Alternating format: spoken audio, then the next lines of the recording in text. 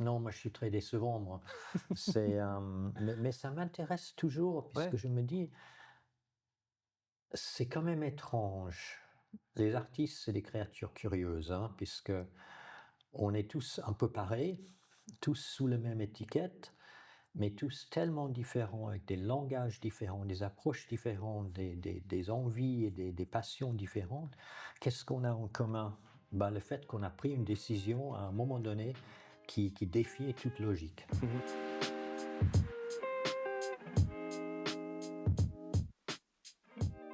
Si l'univers du fantastique n'a plus de secret pour vous, vous avez forcément déjà entendu parler de John Howe. Et ça tombe bien, le directeur artistique du Seigneur des Anneaux est avec nous aujourd'hui dans ce nouvel épisode. Bienvenue sur Papotage.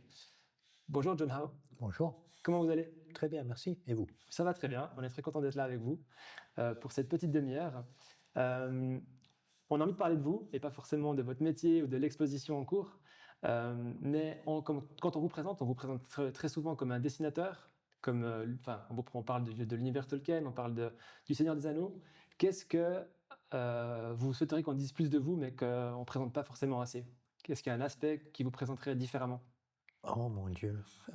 Bah écoutez, dessinateur, c'est déjà un drôle de mot, puisque ça sous-entend un peu juste le dessin, Ouais. puis rien d'autre, pas de couleur, pas de réflexion Mm. autour. Mais c'est un terme utile. Mais je préfère à la limite le terme artiste, puisque ça veut rien dire, dans le fond. Donc ça me convient bien. Ok. Ok. Est-ce qu'il y a autre chose, un autre trait qu'on ne connaît pas de vous, Concepteur aussi, concepteur? concepteur. Ok.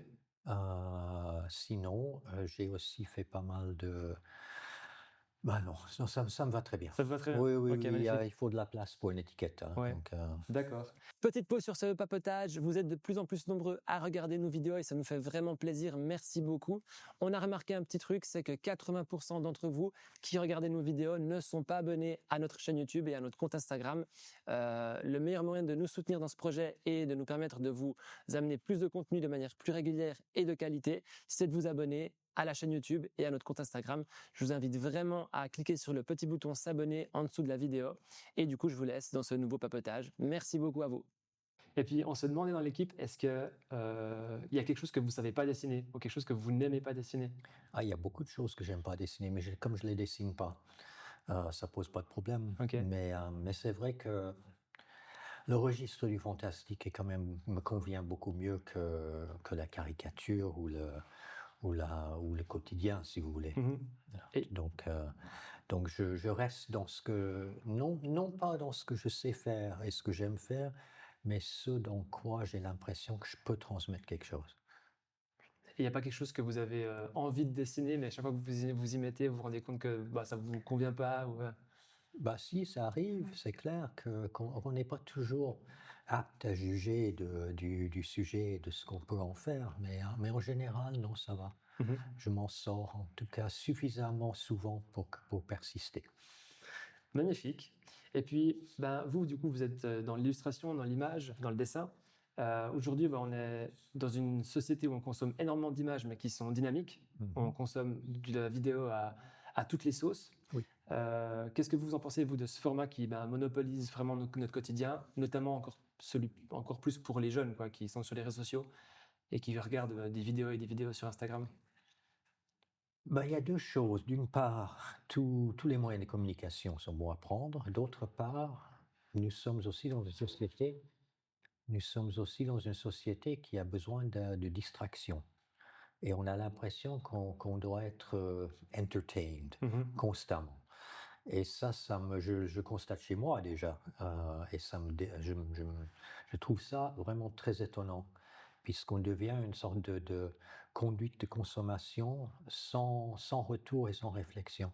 Et je crois que la peinture et le dessin, qui sont des scènes qui sont posées, qui sont uniques, qui ne bougent pas, permettent justement une autre forme de rencontre. Donc, bah, tout est bon à prendre Mhm. finalement. Tout ça, c'est des portes d'entrée.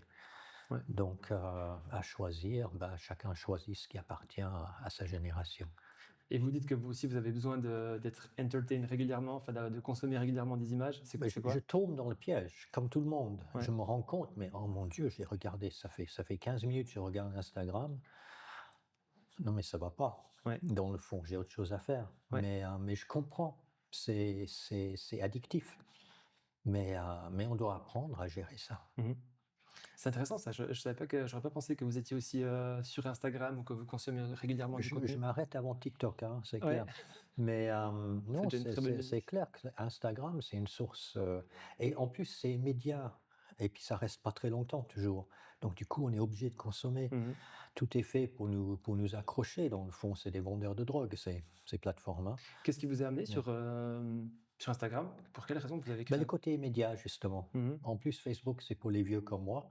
Donc je me suis dit: «Tant qu'à faire, pratiquer une autre forme de communication, c'est bien». Ouais. Donc mais d'un autre côté, je partage relativement peu sur Instagram. Heu, mais bon, faut vivre un peu avec son temps quand même. Mmh. Donc vous l'utilisez plus, pour vous informer vous-même, mais vous êtes pas forcément Non, dans le mais partage? c'est aussi une autre, comme c'est immédiat, comme c'est un autre format en plus. Mmh. Des fois, j'ai envie de poster des trucs comme ça sur Instagram et je me suis dit: «Mais tant qu'à faire, autant pratiquer un peu tout». J'ai aussi un site web, mais qui est demeuré un peu inactif ces derniers temps, puisqu'il y a beaucoup de boulot à faire là-dessus. Facebook, je poste de temps à autre, mais des choses plus conséquentes, Ouais. donc je suis sur les réseaux quand même, hein. Je suis pas non plus un ermite qui refuse tout ça, il faut vivre avec ça, c'est chouette de Ouais. pouvoir communiquer aussi facilement. Mmh. Et puis, mais sinon j'essaie de ne pas tomber dans le piège de l'addiction. Qu'est-ce que vous pourriez dire justement? Bah, nous, on a une génération où on est très vite figé dessus. Moi-même, des fois, je me dis, je perds beaucoup trop de temps là-dessus. Comment on revient à quelque chose de plus, authentique, de plus, nourrissant?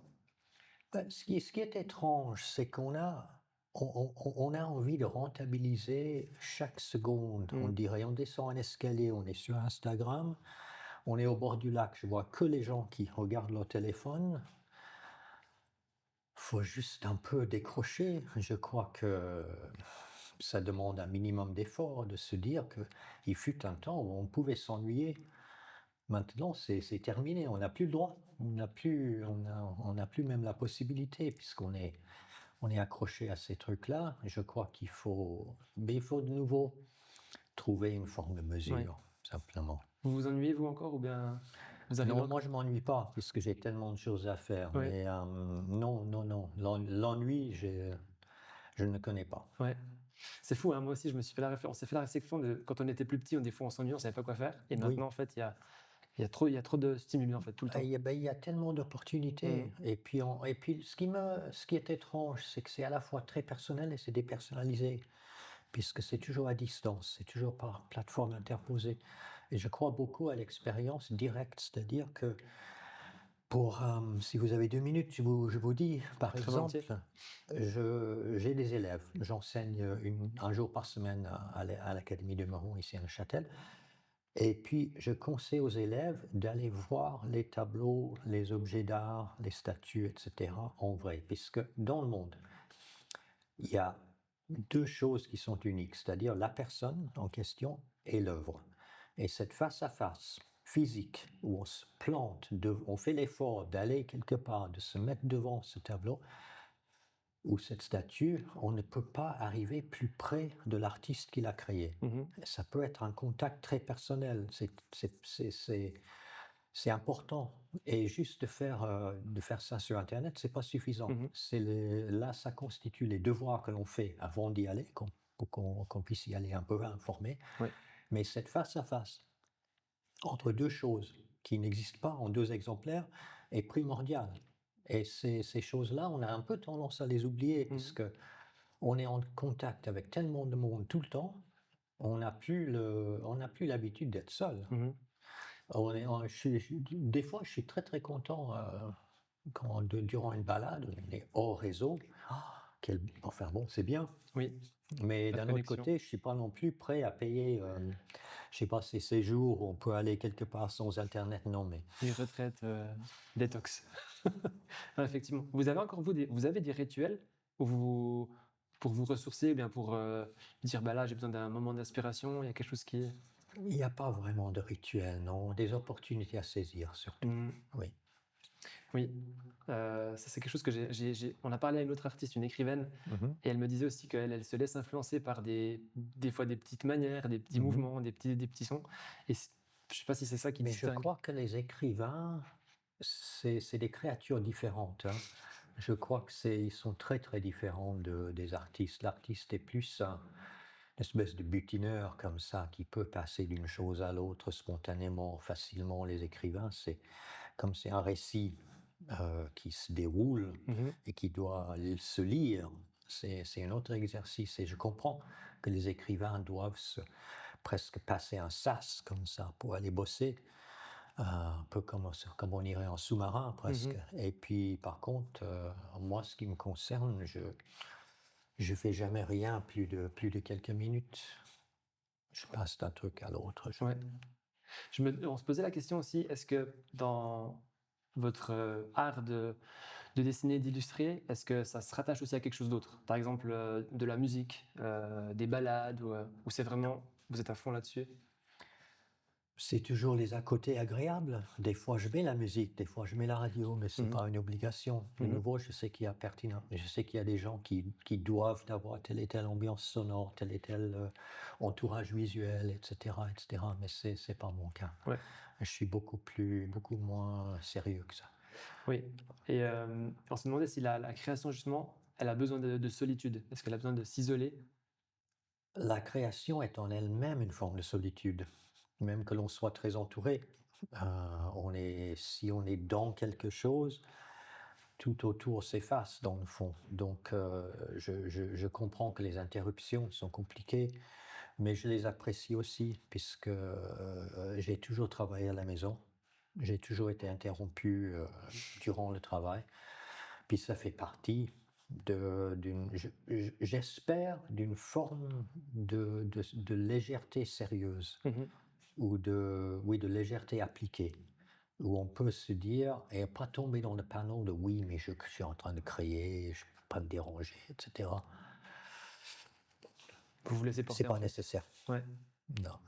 Il y a pas un horaire de travail quoi, c'est plutôt, Je suis efficace le matin. ouais. Donc j'aime beaucoup travailler tôt le matin. Mmh. J'ai été une créature de nuit quand j'étais plus jeune. Maintenant, je migre gentiment vers le matin. Ouais.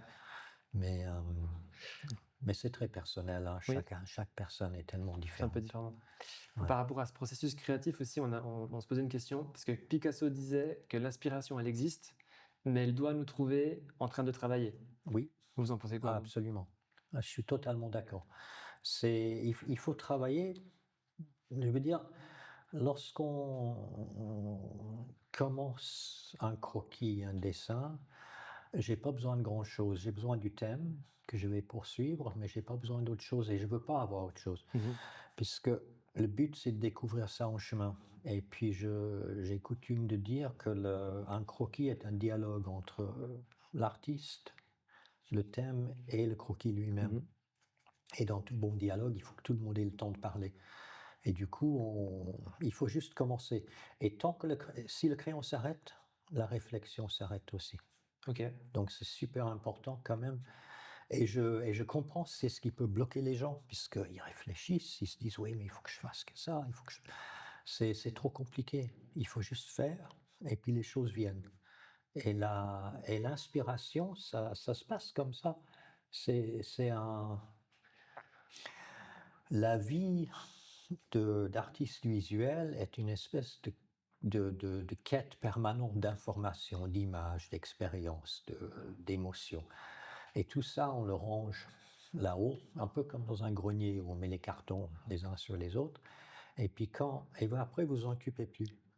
Et puis, lorsqu'on dessine, ben, les choses viennent spontanément. Il n'y a pas besoin d'aller les chercher. Et pour ceux qui aimeraient, utiliser justement ces cartons qui sont stockés dans quelque part dans notre cerveau, mais qui ont de la peine à trouver l'inspiration, qu'est-ce que vous leur direz? Comment on peut, Il y a beaucoup de choses hein, qui entrent en jeu, puis on n'aura pas le temps aujourd'hui d'explorer ça, mais ce qu'il faut faire, c'est un lâcher-prise mmh, total.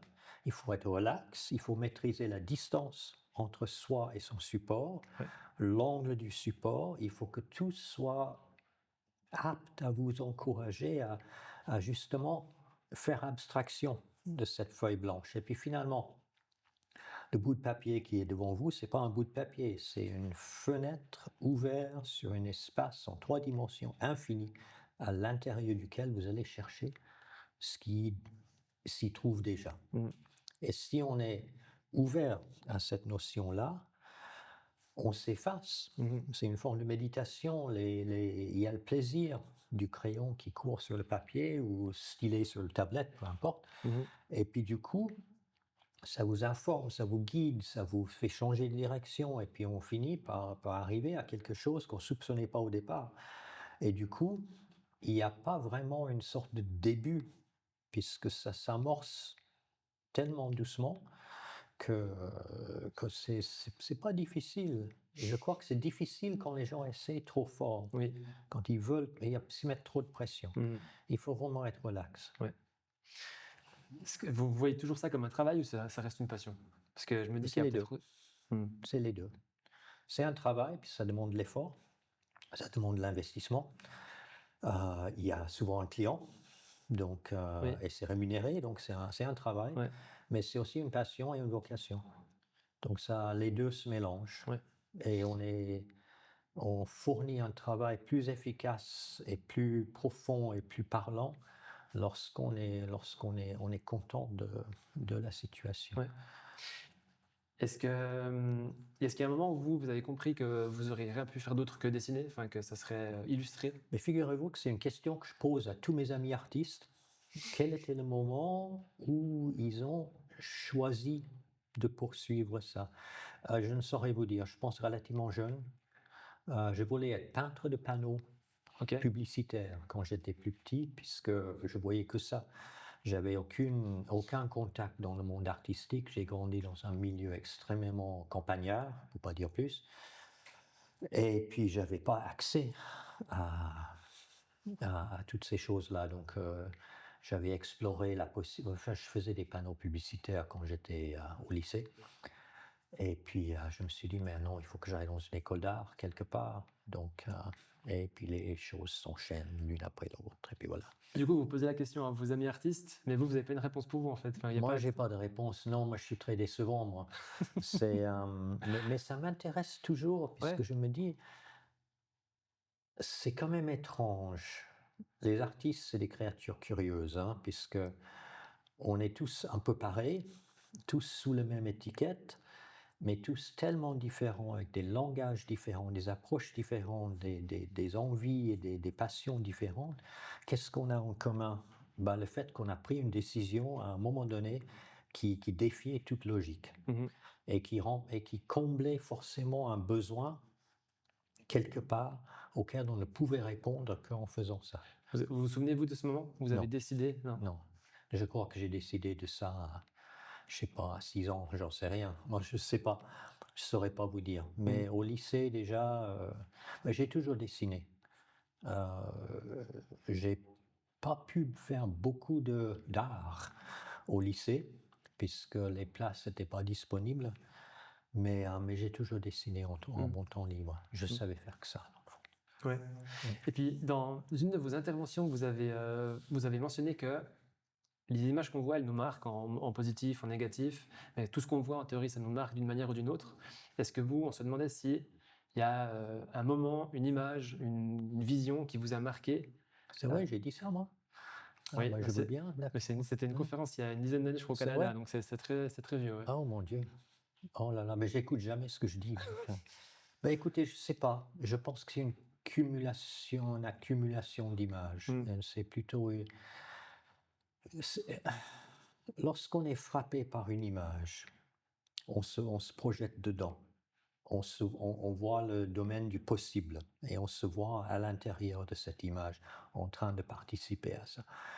Et puis du coup, je crois qu'il y a beaucoup d'images qui m'ont interpellé au fur et à mesure et j'ai toujours été quelqu'un de très visuel.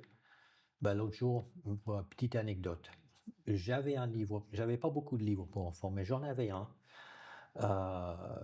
qui a dû me marquer Mmh. puisque je l'ai complètement oublié ce bouquin, mais totalement oublié, je me souvenais plus du tout et un jour je tombe sur la couverture sur internet. Je commande le bouquin Je l'ai trouvé au puce, enfin, pas très cher. Et je commande le bouquin, je le reçois. Je revois la couverture, je me dis, mais c'est exactement ce que j'avais oublié. J'ouvre le livre et sur la trentaine ou quarantaine d'images qui étaient dedans, je me suis souvenu du coup de presque tout. Alors les images étaient encore là, j'avais juste perdu la connexion. Et je crois que nos cerveaux, c'est des outils extraordinaires qui conservent ces choses. C'est juste qu'on ne sait plus où les trouver. Oui. Et puis ça m'a vraiment remué parce que je me suis dit: «Mais ça a dû vraiment me faire quelque chose à l'époque, puisque c'est un livre de contes pour enfants et souvent un peu dur, un peu sauvage comme ça et puis, ça a dû me marquer, Ouais. mais j'avais complètement oublié. Mais maintenant j'ai le bouquin, je suis très content. On peut vous demander, c'était quoi comment il s'appelle Je sais plus le on sait- titre, on sait- je C'est j'ai les pas le images. titre en tête, c'était un livre Ouais. en anglais, contes folkloriques ou un truc comme Ouais. ça. Ouais. Ok, intéressant. Et une journée du coup de travail de John Howe, c'est quoi? C'est une journée type, pas forcément de travail, mais Ben, une journée type, ça dépend de ce qui est en cours. Parfois, on peut arriver à faire l'équivalent d'une journée de travail en une demi-heure, une heure, et puis on se dit, bah, allez, c'est bon. D'autres fois, c'est 8 à 10 heures. Ça dépend. C'est très variable. Mhm. Tout dépend de l'image en cours et de la nature du travail. Si on travaille pour un projet de cinéma, on fait 16 heures, par exemple. Et là, je suis très rigoureux. Je suis un peu moins pour le travail Mhm. en atelier. Ok. Par rapport à toute l'œuvre que vous avez créée pour tout ce que vous avez fait en fait, vous avez tout légué à la ville de Neuchâtel. Ce sera déposé aux archives. Mhm. Donc, on doit encore résoudre des questions de fondation et tout ça. Ok. Oui. Et du coup, on se posait la question pourquoi Neuchâtel. Pourquoi c'est comme un grand. Ben, nous sommes ici depuis 40 ans. Neuchâtel occupe une place importante. Et puis l'opportunité s'est présentée. Et puis j'ai pas envie que ça devienne un fardeau pour quelqu'un. Comme ça, ce sera conservé Ouais. tranquillement. Et puis j'aurais pas à m'inquiéter pour ça. Vous savez, c'est à la fois une forme de richesse d'avoir accumulé tous ces trucs, mais c'est aussi c'est lourd, hein. Mhm. Ça prend de la place, ça doit être stocké comme il faut. Mhm. Et puis comme je vends quasiment rien, ben, j'ai tout conservé, ou presque tout. Donc ça finit par faire une somme assez importante. Oui. Et est-ce que ça vous permet de vous en détacher complètement? Enfin, cet élément de, à terme, le léguer à quelqu'un, ou bien de le donner à des archives, ou bien est-ce que c'est. Ben, ça permet de savoir que ça sera conservé dans les bonnes conditions. Je crois Mhm. que c'est le souci principal, c'est que c'est compliqué quand même de faire ça à la maison. Et puis, moi, ça serait bien. Oui. J'avais encore une question. Est-ce que tout ça, c'est pour vous une espèce d'accomplissement Je particulier? savais que ça allait venir, cette question. C'est vrai? Oui, non, Et oui, vous savez oui. pourquoi je vous la pose? Parce qu'en fait, Non, non, on est, vous avez on est un raison. peu une génération où on se dit, il faut que j'accomplisse quelque chose dans ma vie, Mhm. d'épanouissement, et je me Ouais. demande s'il n'y a pas une quête qui Non, n'existe non, pas réellement, en fait. c'est pas du tout une consécration. Mhm. Moi, je vois plutôt ça comme un challenge et un nouveau départ et une responsabilité en plus accrue. Mais c'est pas du tout. Je suis pas du tout abonné à cette idée que je suis enfin arrivé à quelque chose Mhm. du tout, du tout.